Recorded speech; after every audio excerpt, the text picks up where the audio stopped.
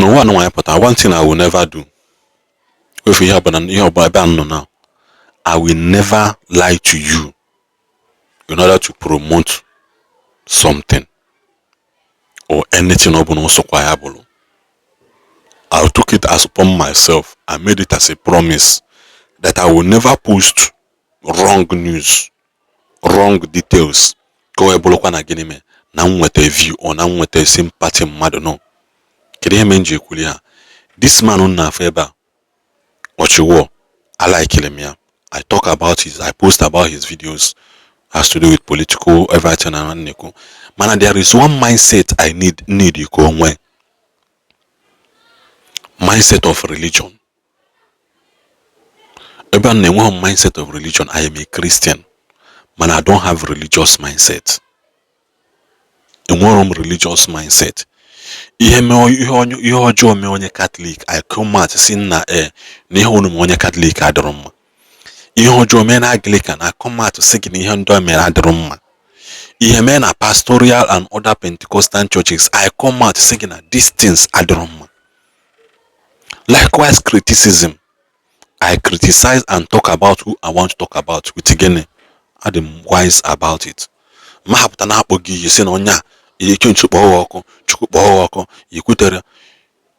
that I find its way to the public space has made it open for criticism. This man put a senator Nihaine Bena Nigeria Abro Church.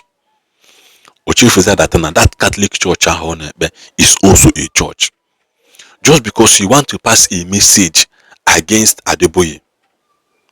Against Adeboye, yes, okay, redeem.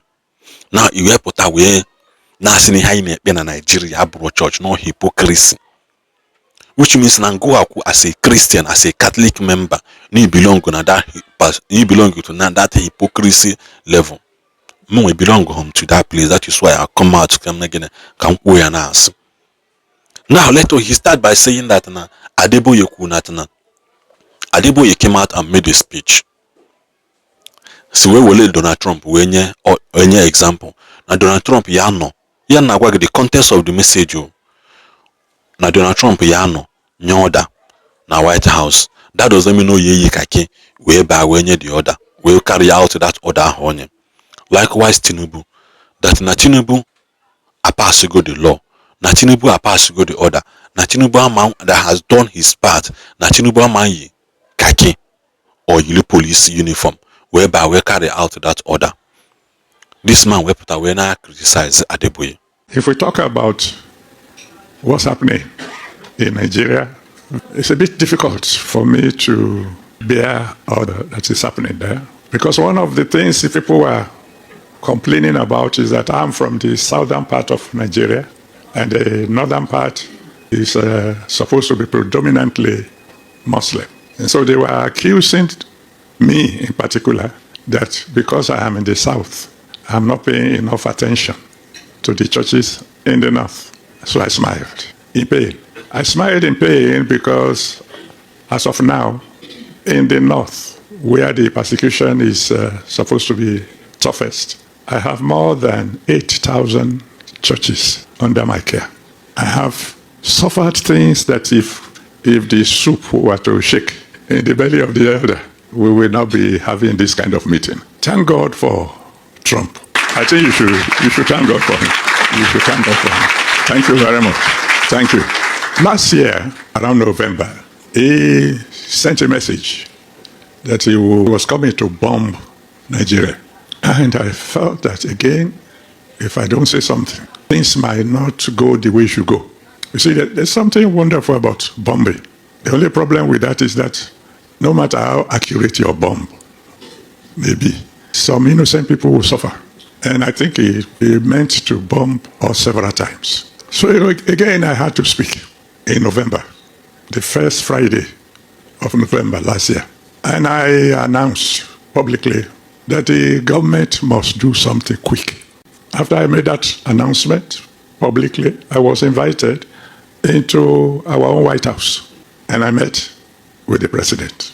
And we talked, and I repeated what I said in the open. Sir, don't waste time. Get in contact with President Trump. Go through the ambassador.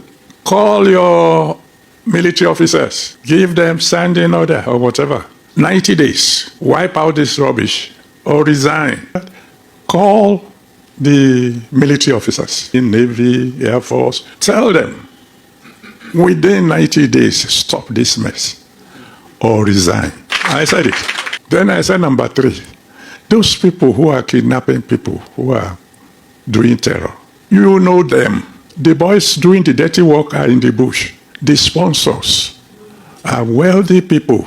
And you know them. Some of them are businessmen. Some of them are politicians. Go after them.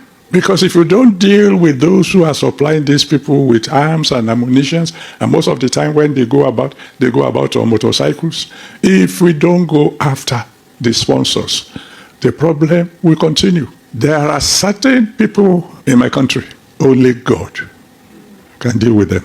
There are some people, I regret to say, who are untouchable. Use your influence to help us, preferably not by force, because I don't even want the Muslim to die. So we have to move fast. If you are going to help us soon. All we're asking for is that Christian and Muslim can live together in peace. You see, I was born in a home where Christians and Muslims used to live together in absolute peace. There was one of my uncles whose name was Alimi, as a Muslim name. One of my sisters, same father, same mother, was married to a Muslim. In my family, you heard names like Razak, Adiat, and so on and so forth. So I know that. I know there are decent Muslims. We were living together in peace, celebrating together in peace. We want that back.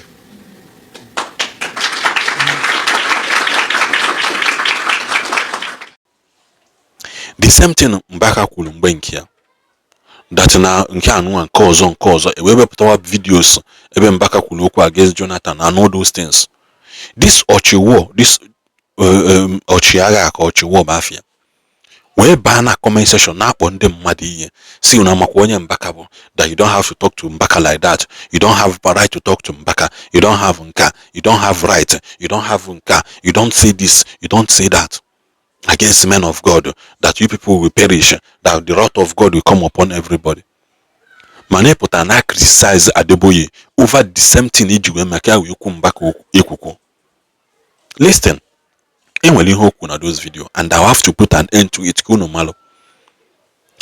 Do not join people saying Adeboye may protest mgbe Jonathan. What you are supposed to do, wele your phone na anya na phone akita. Wele phone jua Google. Did Adeboye protested during Jonathan era? Eyafu will know. To make it deeper, Jua Gogo Mbweme occupy Nigeria. How many pastors know there? Those pastors who be occupy Nigeria, they are not occupy Nigeria, not nampe. Amorom things, they are more hidden. Mbweme occupy Nigeria. Even our own beloved Flavor na abani agulegu mbaho. Why is he silent? Kitani Bundi mother Nigeria. Our own beloved Flavor na abania. Ogulegu mbaho. Nigeria bene bezina. Why is he now silent? Why is he silent now? Asegin Adeboye will plaque na gagali. That plaque Adeboye was in 2020. Was in 2020. Kodoina China 2020 mba. Oh, Buhari na Nigeria na 2020.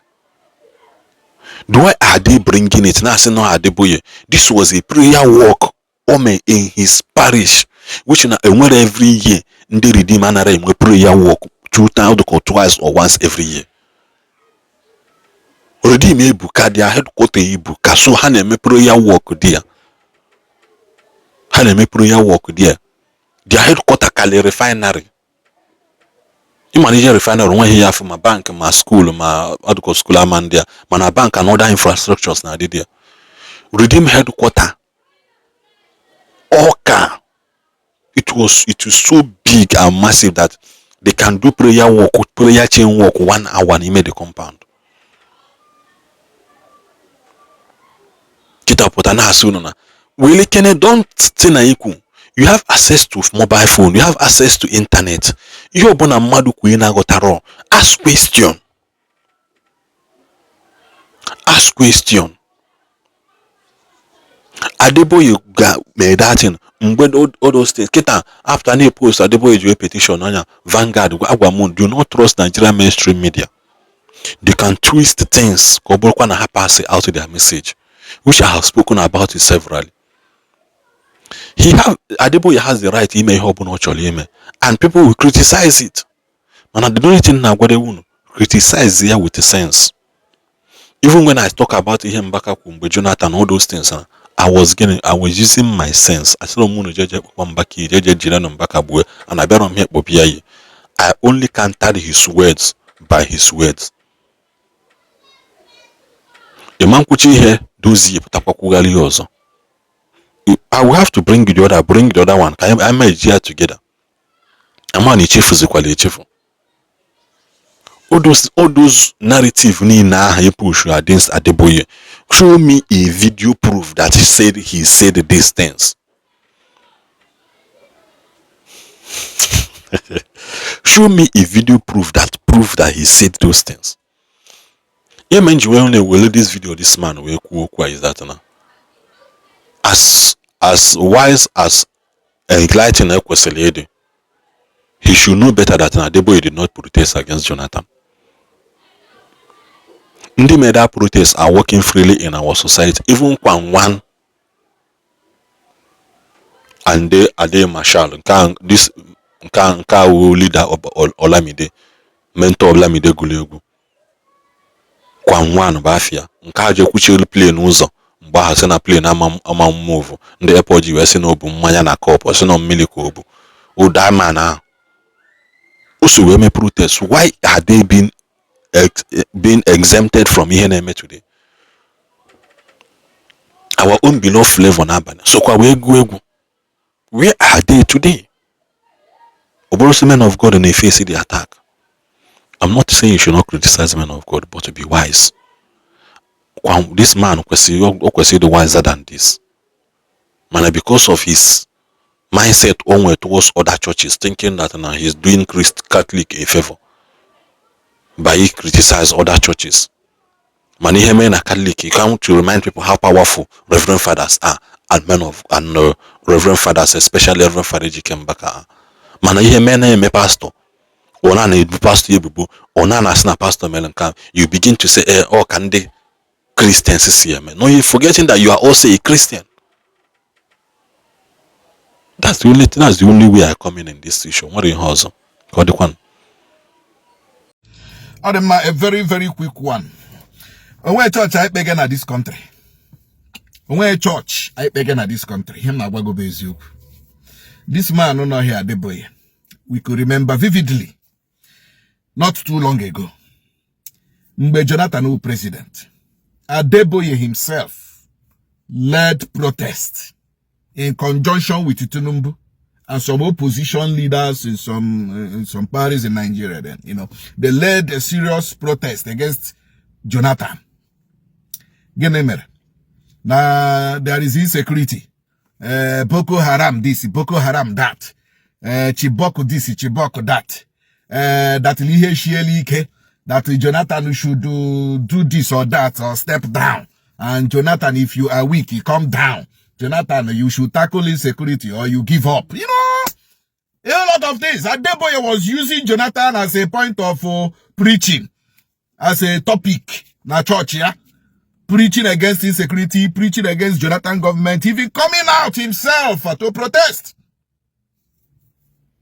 Suddenly, Tinubu, our president, one year working from Southwest. Gene Adeboye kuge. Obale ala no gebu onwe.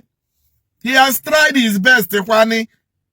Must he wear khaki to go and fight Boko Haram before anyamra no na abale? That no na abambo. Na etie na ekpere, ka na ekpere, ka insecurity na. Manadri Jonathan Adeboye, you never said Jonathan na abatu wori mke wumbo. You never said ke etinye Jonathan na ekpere. You never said Oge kaki. Eja basi Boko Haram ogo. You never said it. I am just saying on church I ain't this country. This country. All these guys are deceiving us. In fact, they are deceiving themselves because all more here deceive. As far as Mona Chim the Namma Mami he nebe. As far as Mona Chim the Namma Amaham he bega. Hemagwago bezioku. Then in fact the man announces Joseph. Or that Ozoge that he is supporting and defending Tinubu.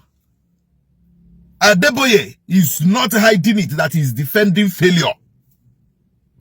He is not hiding it. That is over the same tribalism mark I had a make when a church hapa. Biagodi na that church no werenga. Okwo onye behanye southwest woni here. About regional pastor or whatever lot ashi emedi ha regional pastor, regional superintendent, regional okwo munne ha. Like over now, over district over check here church this man now. Owo onye Yoruba. Owa hunde mere tribalism karịa ndị ugwu na ndị Yoruba. Owa anyị nwa wunde na-amaghị ihe. Owa anyị wu ndị Igbo wunde na-enwe ihe anyị ma. Owa anyị ga-ejide nwanne anyị turie ye. Megodi imagine na onye Igbo wu president ihe a na-eme. Megodi imagine na owa onye Igbo wu Tinubu. Ọ ndị Igbo ga-ejidie dorie ye. Yes, ndị Igbo ga-ejidie dorie ye. Mana le otu she defend ga Tinubu nwanne. No to share defend the guy. He even called people not to go and protest. He even said don't protest. I'm not going to buy an so it's just a very quick one. When church I beg ebe. Him na gwago be joku. Onye she beg church in Nigeria. Ya puta no baile. Ya puta di no obo aile. Onwe church beg ebe. Ihe mege ebe o tribalism, ethnocentrism, one brotherhood, sisterhood. That is the pain of Nigeria. Why tribalism when this country is a geographical description? Give me a because this is not a nation. You are a nation. Go to your dictionary and find out the meaning of a nation, then come back here and comment. Oh yes, find out the meaning of a nation. Manansama Nigeria or a nation. Owebe na hapu oku. Oripa church inde begebe. Owe ngara meya nde deceive nwuru onye agogburu ka agbaro na agota ebe m na-eje oripa ihe ekpege ebe ewu church ihe ngwakwara gị weji okwu. I'm sorry for you people ndị na-eso ndị dịka this man ndị na-ekpe church ya mami ihe okuchigele nno mami ihe nnu aga amami ihe nnu aga onwe ihe nnu mu amahụ onwe dị no impact spiritual physical no impact. Na boshiri no shinga afọ ka m mehe ndere mkpa.